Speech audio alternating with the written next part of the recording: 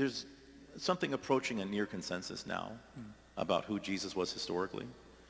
So for example, if you ask Dale Martin at Yale or Bart Ehrman at University of North Carolina, they'll say something along the lines of Jesus was someone who believed he was a prophet. He probably claimed to be the Messiah, never claimed to be God, right? And that he proclaimed someone to come after him called the Son of Man, who's going to come and set up his kingdom of Tawheed on the earth, and then Jesus would come back later and rule as king of that kingdom. That's sort of the bare bones of what historians believe was the teachings of the actual Jesus of Nazareth. And it's very interesting that our Christology is very close to that, whereas Christian Christology, from a historical standpoint, is highly implausible.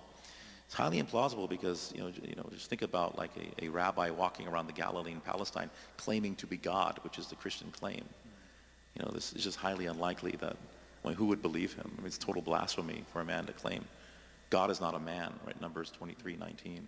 So our Christology is very much closer, according to historians, to what they're saying was the actual claims of the historical Isa alayhi salam.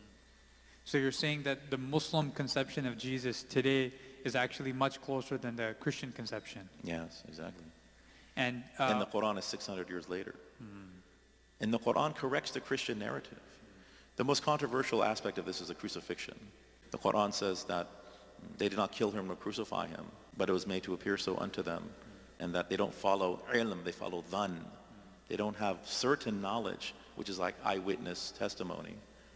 Because if you ask a Christian, they'll say this is mutawatir, the crucifixion.